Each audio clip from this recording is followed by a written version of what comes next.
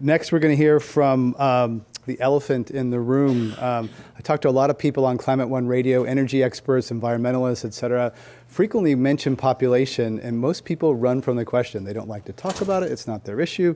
Particularly environmentalists don't like to talk about population. Malcolm Potts is director of the Bixby Center for Population Health and Sustainability and professor of the School of Public Health. He's worked previously at the International Planned Parenthood Federation and worked as the CEO of the Family Health International. So please welcome Malcolm.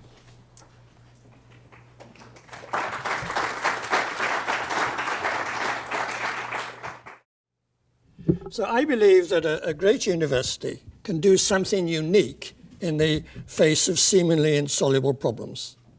As polymaths, we can ask questions that haven't been asked before. We can gather evidence to make reasonable predictions several decades ahead, and we can seek solutions. We can also cross disciplines, which is what today's meeting is really about. So the elephant in the room, I suggest, is population, and I want to suggest that this elephant is a friend. Among the many variables related to water, climate, and human population may be the one that is most readily addressed. Population growth and water stress, here's our friendly elephant, tracked together. The population dependent upon the Nile will almost double in the next 40 years, and this, I think, could produce some problems. The population of Syria has tripled since 1950. 80% of the cattle died in the 2006 drought. The rural areas that had least access to family planning and large families, the young men migrated to the cities. They looked for employment, they didn't find any, and it was very hot, and they turned to violence. The 9/11 Commission got it right. They described a large, steadily increasing population of young men without any reasonable expectation of suitable or steady employment was a sure prescription for social turbulence. My own work focuses on the Sahel. That's 1 million square miles of semi-arid region where water shortages, climate change, and population pose an immediate threat. We held a meeting last year bringing together people from the Sahel, and we called it OASIS, Opportunities to Advance Solutions in the Sahel. The emissions that we put out as developed countries, as we heard this morning, damage the developing countries most. In the Sahel, temperatures are predicted to rise by 2 to 3 degrees Celsius by 2050, and a stunning 5 to 8 by the end of the century. Even a few days at a very high temperature can cause crop yields to plummet. This is a graph for corn production, but it's the same for sorghum. Now add the population factor. The population of the Sahel has grown from 30 million in 1950 to over 125 million today, and it could reach a staggering 650 million. That is the median UN projection by the end of the century. Our meeting brought together climatologists, demographers, experts in family planning, agriculture, and national security, and those interested in the well-being and education of girls and young women. Some cross-disciplinary skills, like those gathered here today, help diagnose the problems of the scale and also to create the possibility of solutions. There are evidence-based solutions to many of the things that we see happening in relation to water, climate, and society. Let's go back to the elephant in the room. I think it could be our friend. As Chris Field mentioned this morning, he mentioned sort of population as a given. I want to emphasize that population is a variable open to change in the human rights framework. That is a very, very important conclusion.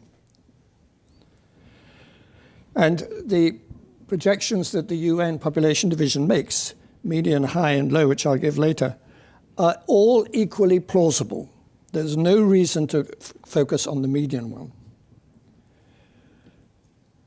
It's helpful to look more closely at the variables which do create these population projections. Again, as Chris Field reminded us, science self-corrects. The common belief is that people have fewer children as they become more educated and richer. We're correcting the paradigm and emphasizing that it's access to family planning, independent of education and economic factors, that appears to be an essential driver of fertility decline. The education of girls is an unfettered good, but it's not a prerequisite for fertility decline. In 2009, the Bixby Center hosted an international meeting on population 2050, and this was published in the Philosophical Transactions of the Royal Society. I like it because it's volume 364, and they've had one volume since the Royal Society was founded, each year. So many women in the, the consensus of that conference was that family size will fall even among illiterate women living on $1 a day when voluntary family planning is made available in ways that respect women. Unless women have the information and technology they need to separate sex from childbearing, the default position is a large family. Even here in the US, we keep oral contraceptives on prescription. And that's one example of the many unnecessary and justified barriers that separate women from the information and the technology they need to separate frequent sex from childbearing. Unfortunately, most heterosexual couples do have frequent sex. The American College of Obstetricians and Gynecologists endorses the over-the-counter sale of oral contraceptives. The pill is safer than aspirin, yet it remains on prescription. It is an example of an unnecessary and justified barriers. Many women in the Sahel say they never want another child, or they don't want another child in the next 2 years, just like their counterparts in this room, but they lack access to modern contraception. I have seen firsthand how rapidly the demographic transition can take place once women are given the means to choose when to have a child. It took the United States of America 58 years, from 1842 to 1900, to go from a total fertility rate, the average number of children, from 6 to 3.5. Thailand, where I've worked, made that transition in 8 years because they had access to modern contraception and safe abortion. When, if we look at this, where countries like the Philippines or Pakistan, where it's quite difficult to get family planning, the transition from 6 to about 3 children takes perhaps 20 years or more. Here is the most rapid decline in fertility on the history of the planet, and that is the Islamic Republic of Iran, which we associate with very religious, conservative way of life. And so what happened there was that they simply made family planning choices readily available. You could get a vasectomy, you could get the pill. A lot of discussion between the religious leaders, and the Holy Quran does endorse the use of family planning and talks about spacing your children for 2 years by breastfeeding. Some people still think that discussion about population implies coercion. The reality is that family planning is listening to what women want, not telling them what to do. This chart, here's a very rapid, here's the decline in the total fertility rate in China in the red line. Here's the decline in Iran, which is even more rapid from this sort of over 5 to under 3 than it was in China, with no one-child policy, entirely voluntary. This chart tells the whole story. Where family planning is difficult to get, as in the Philippines, the blue bars, where the bishops thwart access to contraception, then rich, educated women, the upper economic quintile, have about 2 children. Where family planning, and the poorest have over 5. Where family planning is easy to get, as in Bangladesh, which is a country which is poorer, less educated, and has twice the infant mortality rate of the Philippines, then the difference in family size between the highest economic quintile and the lowest, there is a difference, but it's much, much less. That is the power of making family planning available. When the barriers that previously prevented women from making choices about family size are removed, then in my experience, in 50 years of working in family planning, family size always falls. The elephant in the room should be our friend. Voluntary family planning and its potential impact on slowing rapid population growth in a human rights framework is not the only factor influencing the future of water, climate and society. But changing policies and investing in family planning is a prerequisite for ameliorating the somber problems of global warming, water shortage, conflict, and political instability facing the planet. We need to learn that the pill is mightier than the sword. Melinda Gates got it right when she said the most transformative thing we can do is to give people access to birth control. Family planning is critical to both the mitigation and adaptation to climate change. Half of all pregnancies in the United States are unintended. Averting an unintended pregnancy eliminates a lifetime accumulation of carbon emissions. A federally funded family planning program in California called Family Pact offers contraception to women living below 200% of the poverty line. An evaluation found that Family Pact averts almost 300,000 unintended pregnancies annually by offering poor women voluntary family planning. It not only improves the lives of women and the health of their families, but it reduces the carbon emissions in California by 400 million tons. Perhaps some of the carbon offsets in California should go to family planning. The evidence is impeccable. The trouble is we are so difficult to handle this emotional thing which relates to our genitals. Let's get sensible. Family planning could be one wedge in the many things that we need to do to slow carbon emissions. Family planning can also help countries in the south adapt to climate change. The regions with the highest population growth, which are the red ones here, and the most water scarcity, are also the one with the highest unmet needs for family planning. So the black dots represent countries where there's survey evidence showing that women want to plan their families, but they can't get hold of contraception. And there's a very close alignment between these countries and which countries face water scarcity. Bangladesh faces serious challenges as a result of rising sea levels. But tens of millions of women in Bangladesh now have 2 children. That won't solve the problem. But I think Bangladesh is more likely to adjust to climate change than Pakistan, where by 2050, there'll be more people squeezed into an area slightly larger than Texas than live in the United States of America.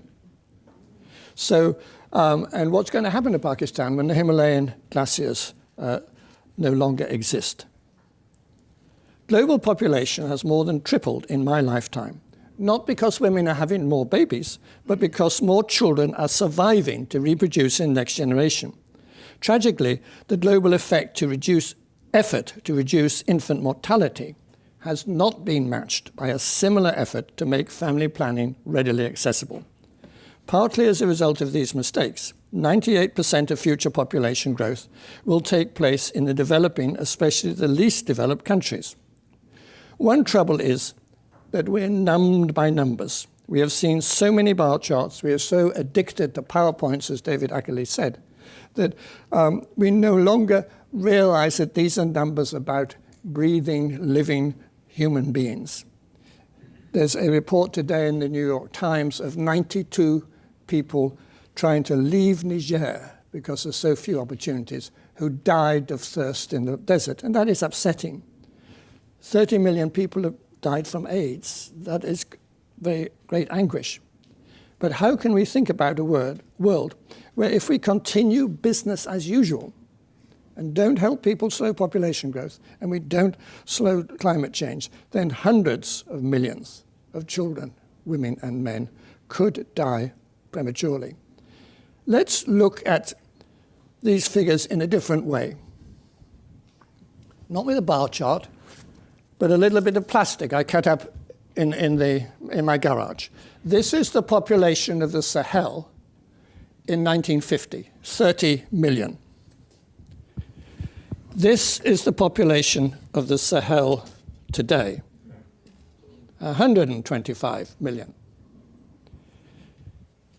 This is a population of the Sahel in 40 years' time, and it's going to be very hot. The crops will wither, the cattle will die. This is more people than live in the United States of America, and they're not going to have any food. 70% of the people in the Sahel depend upon crops or animals. Most of them live on less than $1 a day. There's poor education, lack of political capital. So perhaps these flowers are the ones for people's funerals.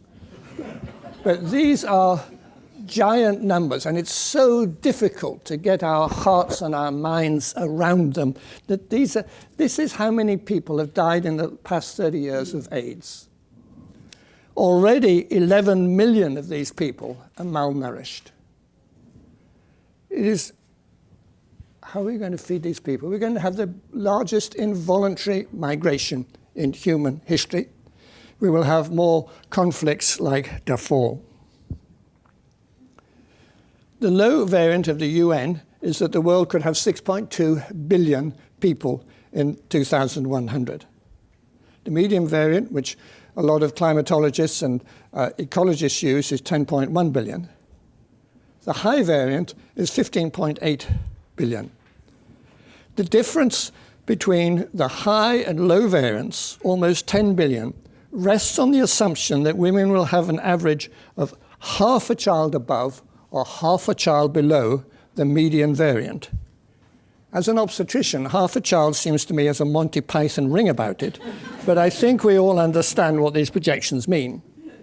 I hope I have presented evidence that policies to make family planning readily available, together with modest investments in training and where needing, subsidizing the cost of contraceptives, could easily push family size down by half a child. We could have a world of 6.2 billion people. It was Halloween last night.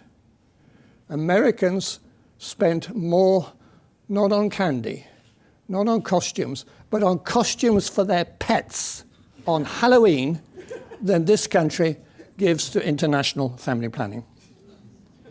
Virtually all ecologists and those committed to feeding the future would agree that a world of almost 16 billion will never happen because death rates would rise due to lack of food and increasing conflict. I believe that the essential question facing all of us in the 21st century is this one. Can we create a sustainable world for our children and grandchildren as consumption, climate change, and population collide? Most biologists agree that we have exceeded, or will shortly exceed, the capacity of the planet to sustain human numbers and human consumption. Some economists and engineers do not see this problem. Bridging this gap is vital.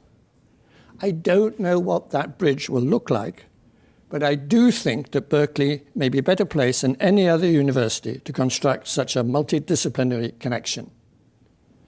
Some of my grandchildren could be alive in 2100. Only a university can create the evidence-based scenarios so far ahead. I suggest that Berkeley has the leadership in water, in climate, and in population and family planning. They're a better place than any other university to make these long-term projections.